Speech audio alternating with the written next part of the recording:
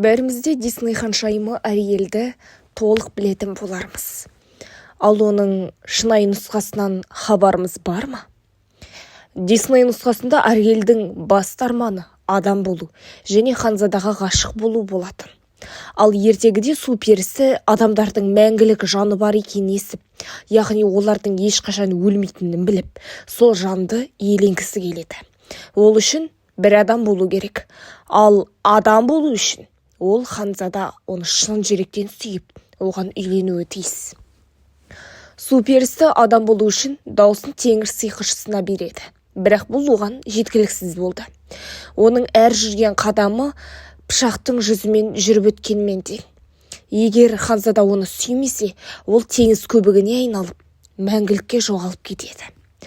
Андерсеннің ертегісінде ханзада су перісін ешқашан сүймейді. Ол басқа ханшайымға үйленеді. Ал су перісі олардың үйлену тойында билеп, ауырсынуды елемей қуаныш көрсетеді. Бұл оның соңғы түні болатын.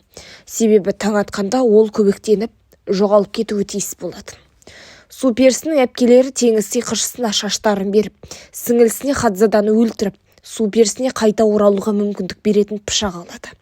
Бірақ су перісі ханзаданы өлтіре алмайды және өзін теңізге тастайды. Ол көбіктеніп жоғалудың орнына ауа қыздарына айналып, 300 жыл бойы жақсы істер жасап, мәңгілік жан табуға мүмкіндік алады. Дисней нұсқасы Андерсеннің ертегісінің қараңғы нұсқаларын алып тастап, бақытты аяқталуымен аяқталады. Бұл нұсқада Ариэль ханзадамен үйленіп, бақытты өмір сүреді. Алайда бұл бейімдеу түпнұсқаның терең философиялық және рухани мазмұнын жоғалтады. Ал ендеше оғанда тоқталып өтейік. Теңіз патшасының заңы бойынша әр қыз 15 жасқа толғанда су бетіне шығып, әлемді көруге құқылы. Кезекпен шыққан әпкелері әртүрлі әсер алып қайтты. Кезек Ариэльге келгенде, ол су бетіне шығып, алып кемемен жас ханзаданы кезіктіреді. Кеме дауылға ұшырайды. Ханзада суға түсіп кетеді. Ариэль оны құтқарып жағаға алып шығады. Бірақ өзі жасырынып қалады. Ханзада оны көрмейді. Тек оның құтқарушысы бір қыз деп ойлайды. Ариэль ханзадаға ғашық болып қалады. Бірақ ол адам емес. Демек оның жанында жоқ. Су перілерде жан болмайды. Олар өлген соң көбіктеніп, ауаға жоғалып кетеді.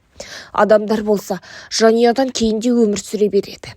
Ариэль адам болуға, жан иеленуге ұмтылды.